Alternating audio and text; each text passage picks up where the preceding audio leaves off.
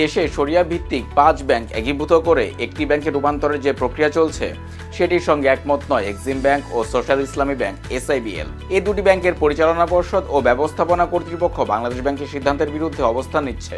একীভূতকরণ প্রক্রিয়া থেকে বাঁচতে কেন্দ্রীয় ব্যাংক ও সরকারি নীতি নির্ধারকদের কাছে দৌড়ঝাঁপ করছেন তারা।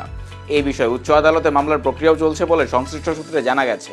একীভূতকরণ প্রক্রিয়ায় থাকা ব্যাংকগুলো হলো ফার্স্ট সিকিউরিটি ইসলামী ব্যাংক, ইউনিয়ন ব্যাংক, গ্লোবাল ইসলামী ব্যাংক, এসআইবিএল ও এক্সিম ব্যাংক। এর মধ্যে প্রথম 4টি ব্যাংকেরই নিয়ন্ত্রণ ছিল এস আলম গ্রুপের হাতে। গত বছর 5 আগস্ট ছাত্র জনতার গণঅভ্যুত্থানের পর এই ব্যাংকগুলোর পর্ষদ ভেঙে পুনর্গঠন করে দেয় বাংলাদেশ ব্যাংক। এই বিষয়ে এক্সিম ব্যাংক ও এসআইবিএল উদ্যোক্তাদের ভাষ্য হলো ফার্স্ট সিকিউরিটি, ইউনিয়ন ব্যাংক ও গ্লোবাল ইসলামী ব্যাংকের তুলনায় তাদের অবস্থা বেশ ভালো।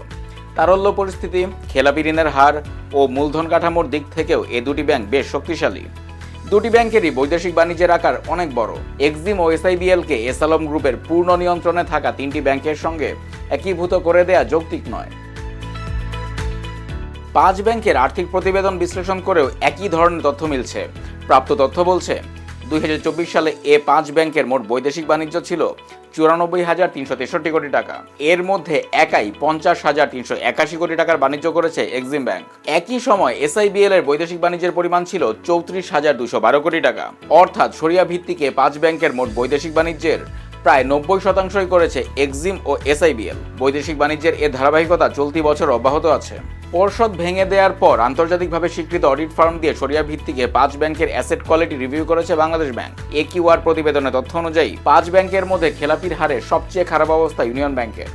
ব্যাংকটির বিতরণকৃত ঋণের 97.80% খেলাপি। আর ফার্স্ট সিকিউরিটি ব্যাংকের 96.37 ও গ্লোবাল ইসলামের 95.10% ঋণও খেলাপিযোগ্য বলে একিউআর প্রতিবেদনে তুলে ধরা হয়। এক্ষেত্রে এক্সিম ব্যাংকের 48.20 ও এসআইবিএল এর 62.30% ঋণ খেলাপি বলে চিহ্নিত করা হয়েছে। যদিও এক্সিম ব্যাংক কর্তৃপক্ষ বলছে নিজেদের নিরীক্ষায় তাদের খেলাপি ঋণের হার 28% সীমাবদ্ধ রয়েছে। এই বিষয়ে EXIM bank chairman Mohammad Nazrul Islam স্বপনের দাবি, বৈদেশিক বাণিজ্যের পরিমাণ, খেলাপি ঋণ কিংবা আর্থিক সক্ষমতার বিচারে এক্সিম ব্যাংকের ধারে কাছেও ফার্স্ট সিকিউরিটি, ইউনিয়ন ও গ্লোবাল ইসলামী ব্যাংক নেই। এই 3 ব্যাংকের সঙ্গে এক্সিমের একীভূতকরণের আলোচনাও যৌক্তিক নয়। বণিক বার্তাকে তিনি বলেন, নানা সংকট সত্ত্বেও চলতি বছরের মে মাস পর্যন্ত আমরা 18,744 কোটি টাকার বৈদেশিক বাণিজ্য করেছি। একই সময় ওই 3টি ব্যাংক সম্মিলিতভাবে 1,000 কোটি টাকার বাণিজ্য করতে পারেনি। আমাদের হিসাবে এক্সিম ব্যাংকের খেলাপি ঋণ 28%, যেখানে এস আলম গ্রুপ সংশ্লিষ্ট ওই 3 ব্যাংকের খেলাপির হার 90%-এর বেশি। এ পরিস্থিতিতে এসব ব্যাংকের সঙ্গে এক্সিম ব্যাংকের একীভূতকরণ কোনোভাবেই যৌক্তিক হতে পারে না।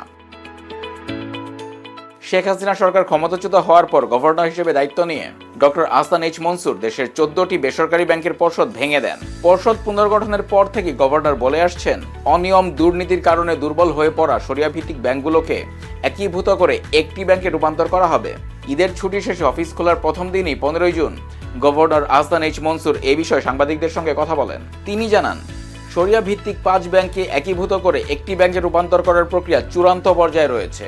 এই ব্যাংকগুলো একীভূত হয়ে একটি ব্যাংক হলেও কোনো কর্মী চাকরি হারাবেন না। একীভূতকরণের সিদ্ধান্তের বিরুদ্ধে মামলা করার কথা ভাবছেন বলে জানান এসআইবিএল এর পরিচালক ডাক্তার মোহাম্মদ রেজাউল হক। ব্যাংকটির 5 সদস্যের পর্ষদে একমাত্র এই উদ্যোক্তা পরিচালক বণিক বার্তাকে বলেন, 2017 সালে আমাকে জোরপূর্বক তুলে নিয়ে গিয়ে এসআইবিএল দখল করা হয়েছিল। এরপর ব্যাংকটিতে বিভিন্ন ধরনের অনিয়ম দুর্নীতি হয়েছে। তারপরও এস আলম গ্রুপ নিয়ন্ত্রিত অন্য ব্যাংকগুলোর তুলনায় এসআইবিএল এর অবস্থা বেশ ভালো। এক্সিম ব্যাংক ছাড়া যে ব্যাংকগুলোর সঙ্গে এসআইবিএল কে একীভূতকরণের কথা হচ্ছে সেগুলো খুবই দুর্বল। আমরা কেন্দ্রীয় ব্যাংকের সিদ্ধান্তের বিরুদ্ধে মামলা করার বিষয়ে ভাবছি, পাশাপাশি পরিস্থিতি বোঝারও চেষ্টা করছি। একীভূতকরণের যে কোনো সিদ্ধান্ত ব্যাংকগুলোর ঐকমত্যের ভিত্তিতে নেওয়া হবে বলে জানান বাংলাদেশ ব্যাংকের মুখপাত্র ও নির্বাহী পরিচালক আরিফ হোসেন খান। বণিক বার্তাকে তিনি বলেন, এক্সিম ব্যাংক 5 ব্যাংকের একীভূত প্রক্রিয়ায় অংশ নিতে চায় না বলে আমাদের কাছে তথ্য আছে।